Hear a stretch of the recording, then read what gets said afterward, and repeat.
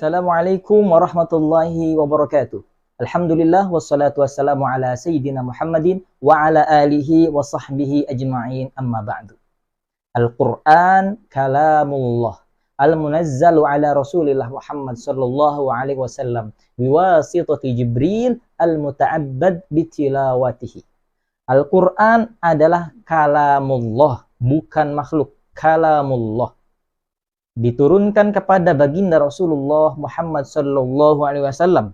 Jika diturunkan kepada selain Rasulullah atau ada orang yang mengaku mendapat wahyu atau mengaku nabi kemudian mendapat wahyu, Allahu Akbar, dusta sebagaimana Musailamah al-Kadzdzab. Maka Quran diturunkan kepada Rasulullah Muhammad sallallahu alaihi wasallam, khatamul anbiya wal mursalin, penutup para nabi dan rasul. Biwasitati Jibril, melalui wasilah malaikat Jibril alaihi salatu wassalam, al-muta'abbad bitilawatihi, dan bernilai ibadah ketika dibacanya. Masya Allah. Selain Al-Quran tidak mendapat pahala ketika dibaca per hurufnya. Khusus untuk Al-Quran, ketika dibaca maka Allah ganjar per hurufnya. Sebagaimana riwayat dijelaskan an Abdullah bin Mas'ud radhiyallahu anhu qala qala Rasulullah sallallahu alaihi wasallam, man qara'a harfan min kitabillah falahu bihi hasanah wal hasanatu bi asyri amsalihha, la aqulu alif lam mim harfun walakin alifun harfun wa lamun harfun wa mimun harfun. Allahu Akbar. Wahud Tirmidzi. Dari sahabat mulia Abdullah bin Mas'ud radhiyallahu anhu, Rasulullah sallallahu alaihi wasallam bersabda, barang siapa yang membaca kalamullah, ayat-ayat suci Al-Quran, maka Allah berikan ganjar kebaikan pahala. Dan setiap kebaikan pahalanya dikali lipatkan 10 kali lipat.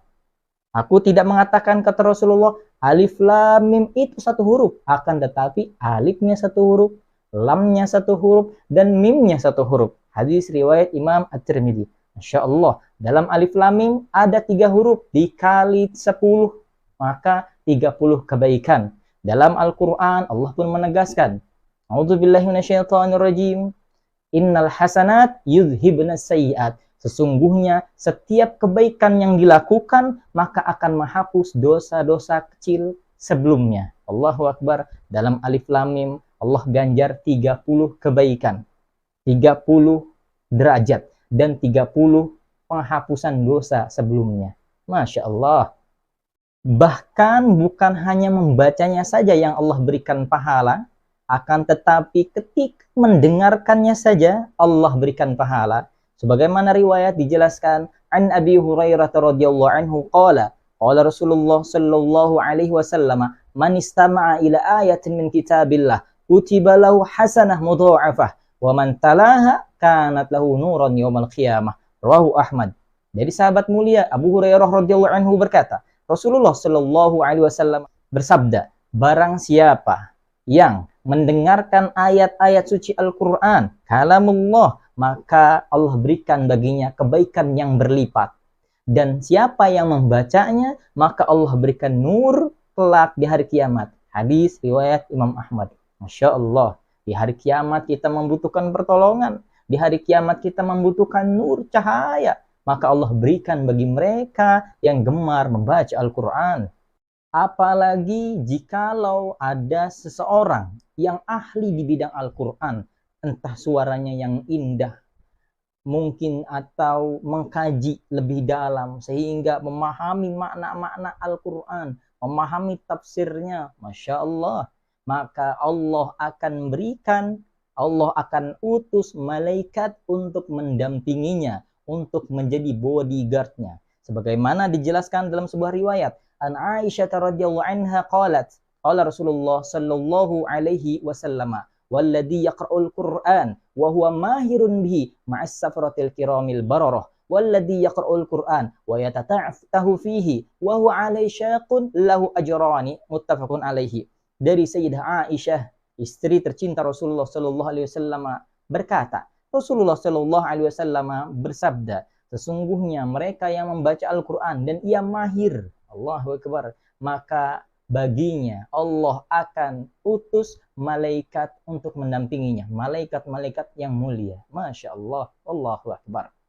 Dan bagi mereka yang membaca Al-Quran mungkin masih terbata-bata, mungkin masih sulit, jangan pernah putus asa, jangan pernah malu atau minder, karena Allah akan berikan baginya 2 pahala. Hadis riwayat muttafaqun alaihi.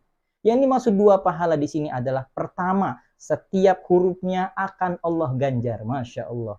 Ya, kalau dalam 1 huruf saja mungkin dia belum bisa, tapi terus diulang-ulang, dia bersemangat, Allah akan terus berikan pahala. Banyak sekali kemurahan Allah. Allah tidak pernah perhitungan memberikan pahala kepada hamba-hambanya. Dan pahala yang kedua adalah usahanya. Allah hormati usaha hambanya yang berusaha mempelajari Al-Quran. Jangan sampai kita yang masih diberikan kehidupan oleh Allah Subhanahu wa Ta'ala, jantung kita masih berdetak, tapi kita tidak mau membaca Al-Quran. Kenapa? Karena sesungguhnya keuntungannya akan berbalik kepada kita sendiri. Dan jikalau kita jauh dari Al-Quran, maka kerugian itu akan berbalik kepada kita sendiri.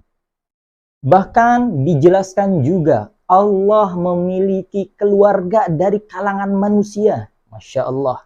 Jikalau kita punya keluarga seorang gubernur mungkin atau presiden, pasti kita akan bangga. Memiliki keluarga yang memiliki prestasi, kita pasti akan bangga. Apalagi kita diakui keluarga oleh Allah Subhanahu wa Ta'ala, pemilik alam semesta ini, yang menciptakan alam semesta ini, yang memiliki surga, yang memiliki neraka. Masya Allah. Dalam sebuah riwayat dijelaskan, an Anas radhiyallahu anhu qala Rasulullah sallallahu alaihi wasallam, inna lillahi ahlina minan nas.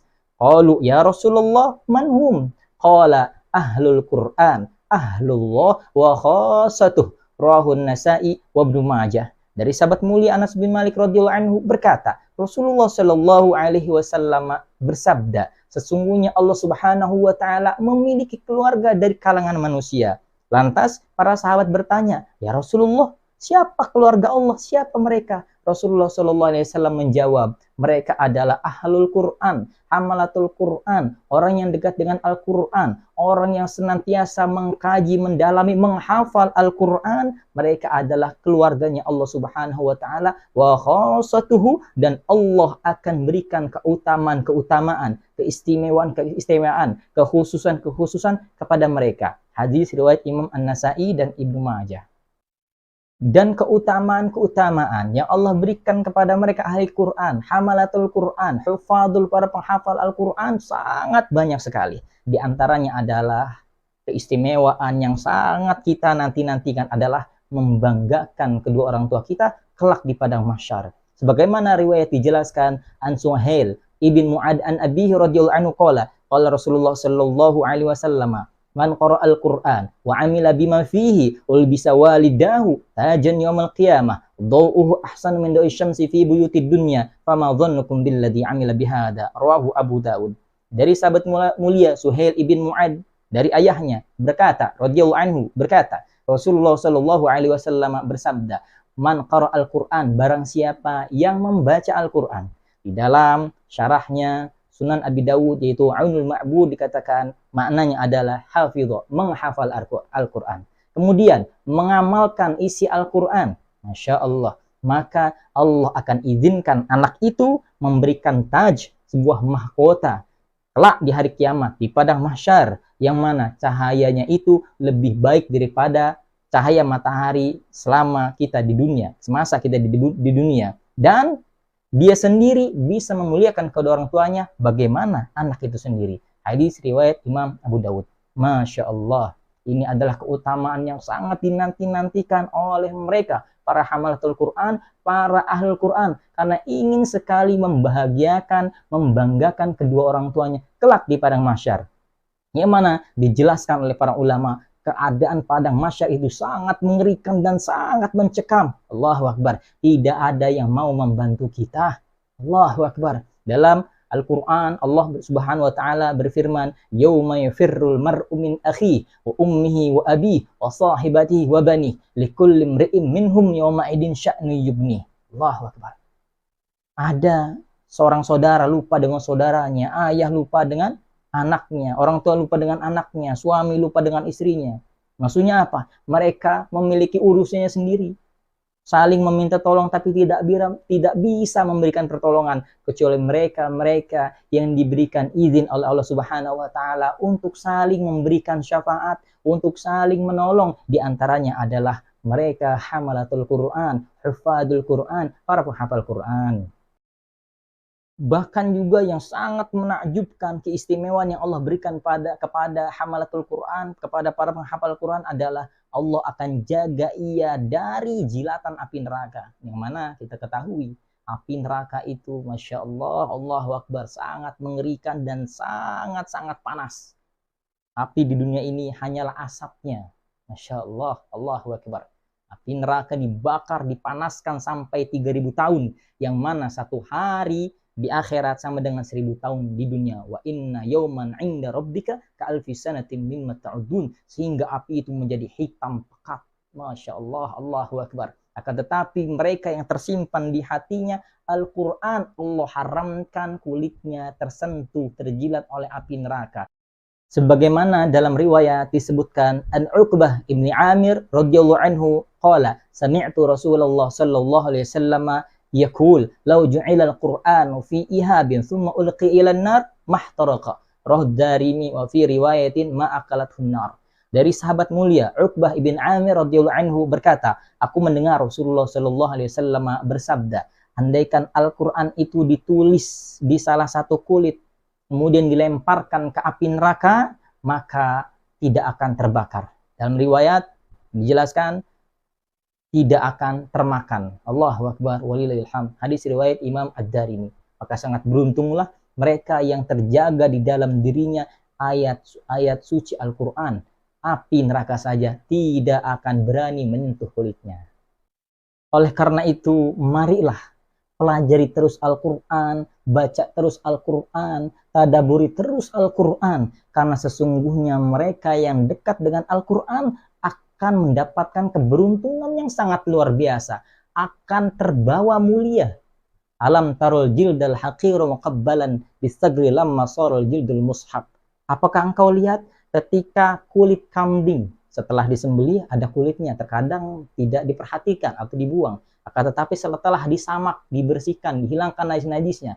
Kemudian, apalagi sampai ditulis ayat-ayat suci Al-Quran. Masya Allah, seperti tadi, dilemparkan neraka, tidak bisa.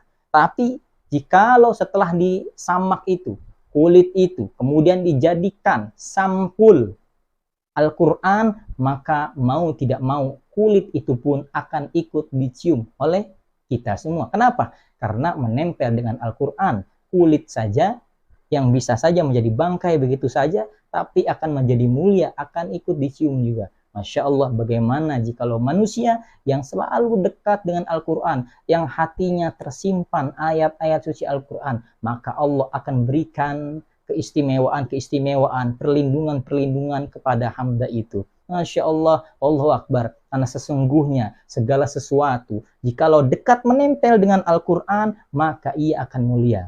Sebagaimana malaikat Jibril alaihissalatu wassalam, Allah amanahkan, Allah turunkan Quran kepada malaikat Jibril, maka malaikat Jibril menjadi panglimanya para malaikat.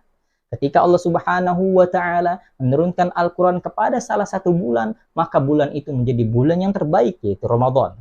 Ketika Allah turunkan Al-Quran pada salah satu malam, maka malam itu menjadi malam yang terbaik, bahkan lebih baik daripada 1000 bulan, yaitu Lailatul Qadar. Dan tatkala Allah Subhanahu wa taala menurunkan Al-Quran kepada salah satu kaum, maka kaum itu menjadi kaum terbaik.